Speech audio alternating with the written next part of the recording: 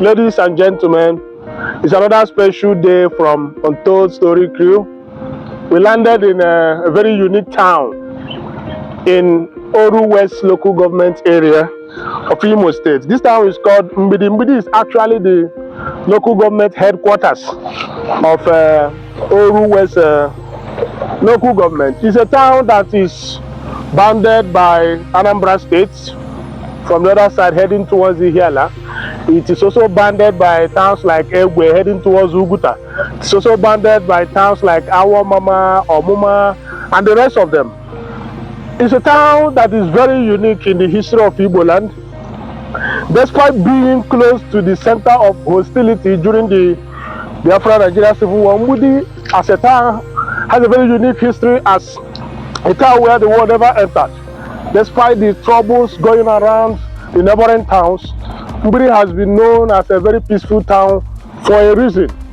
The deity, Obana, is a very unique one, well respected, worshipped by many, and history has it that it has done so many positively unthinkable things for people that are loyal to it.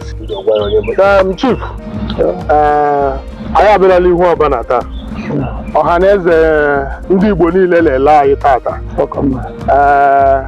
Dịka anyị si agagharị na Mgbidi na-amata ihe gbasara omenala Mgbidi, echọrọ m ka ị gwa ndị ụwa niile ebe anyị nọ hụ ndụ. Ndị eno bụ mmiri Obana.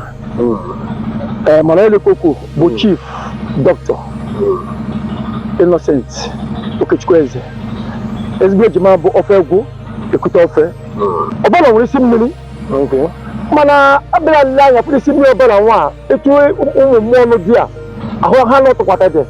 So ihe mezi bụ ka ngezi pụọ apụ lọta wee dozie anya bịa hibezie ha n'ime elu mmiri gaghị eme bifo ịbịa pụtara Obana ị ga-ebu ụzọ jụụ ile abata arụ na apụ imere mmiri emegere asachapụ ya. So ihe bụ ihu Obana ka anyị nọ n'ọhụrụ. Obana bụ mmiri Mgbidi. Ọ bụ Mgbidi onwe ya. Ị aka ya akọwa ihe Obana na-emere Mgbidi na ihe Mgbidi kwesịkwara ike ịdịle emere Obana. Yes. Mmiri Obana abụdị na mmiri a ga-asịla but before anyị ejebe ugbu a mmiri Obana akwala sọsọ na Mgbidi ka ọ dịwa.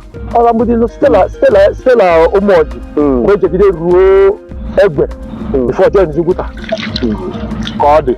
Mgbe lee ihe Obana achọrọ m ka egwu ọha na eze ihe mmiri Obana na-arụ na Mgbidi, ihe mere o ji dịkwanụ mkpa na Mgbidi ji ala emekwa ihe ha kwesịrị ịdị. Enwere akọ ji akọgodo ife amagbe okwu ọbụla. Ife Obana ebe mgbe Obana tara efere isi mmiri wee jegide ruo ụmụ ehi dandanwụ dị ụmụ ehi be mmiri Obana tagide tacha ọfụwa gịrịgịrịgịrị elejukwa aga ọ naanị ndị a mmiri anyị nọ wee jara ibe bụ nga mmiri ji enweta mmiri oru mgbe o sibere ike eje jụọ ajụjụ ihe mere o ji dịla ode ọbụla ụmụaka merụrụ ya ndị ekwe na ndị nze ejemije dịla ya na ndị di ya mmiri Obana wee megere tojuo.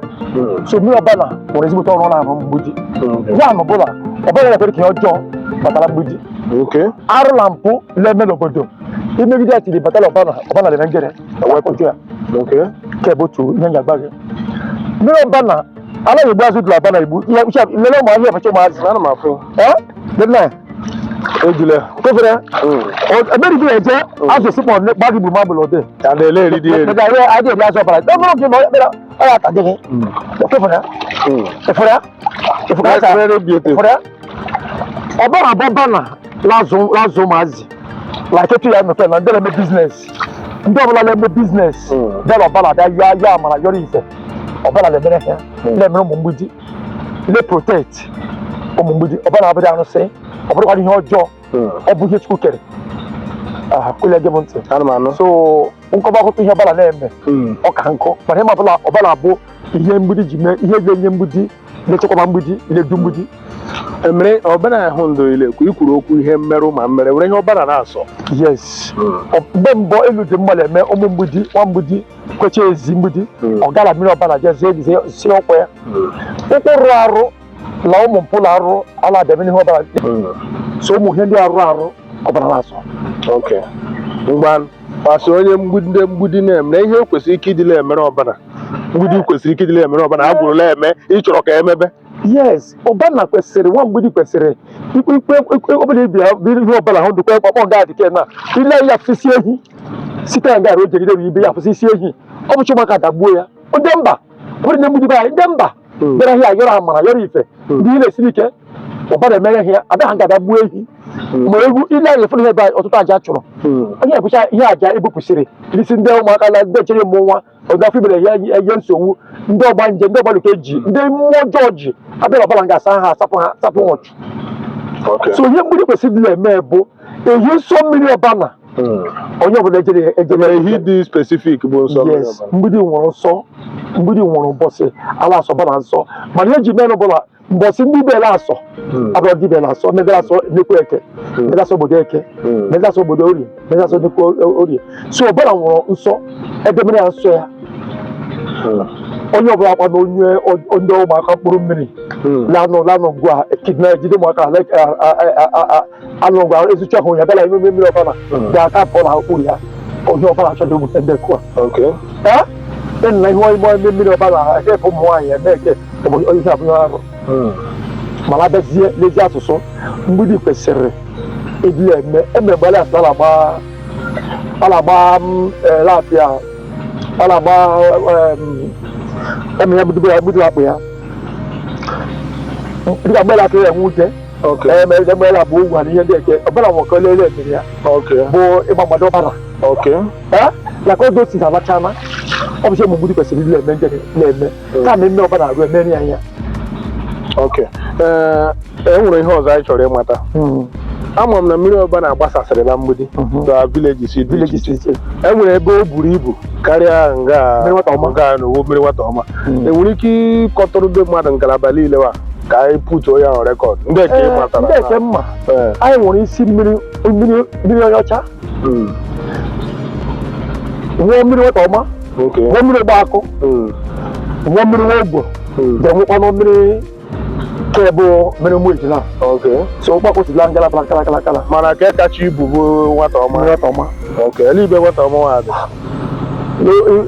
agbata ozuru m na ụmụọchị agbata ozuru m na ụmụabịa ahụ ozuru m ụmụọchị mana nga akara na-efe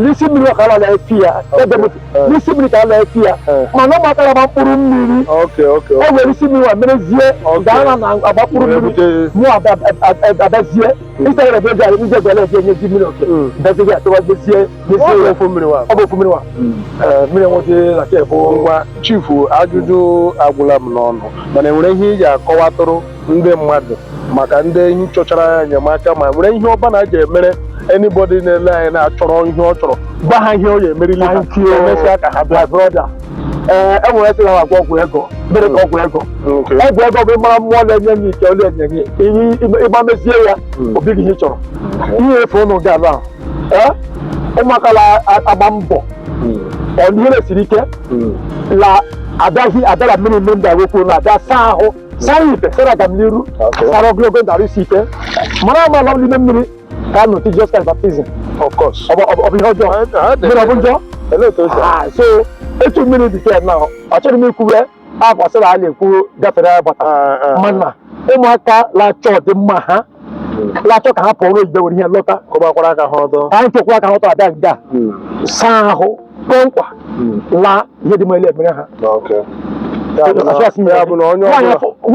mmiri ifo dị ihe na ọ na-eme nwaanyị asịla nwaanyị la afọ imekwere ọmụmụ akpara abịa mmiri mgbe nchara ihe kwesịrị ime ya kuru mmiri nye ya kubi okwu n'elu ya si aja agụ nwaanyị with faith lokwe mmadụ azọ mmadụ ndị ọ mara agụcha tụrụ ime ọhaneze ụna nnanụ ihe chifu ofe egwu ekwute ofe kwuru gbasara a na-akpọkwa ibu nyere abụ ọ bụ onye ụmụ agụmagụ ụmụ ehi na Mgbidi ụna anụ n'ihe o kwuru okwu dịka ibi ya onye nweziri ka o siri dịrị ya chọkwara ịbịa na Obana ledupa ha si eju onye ọbụla nwere ka ọ na-eme Obana nọ na-echekwa onye ọ na-eche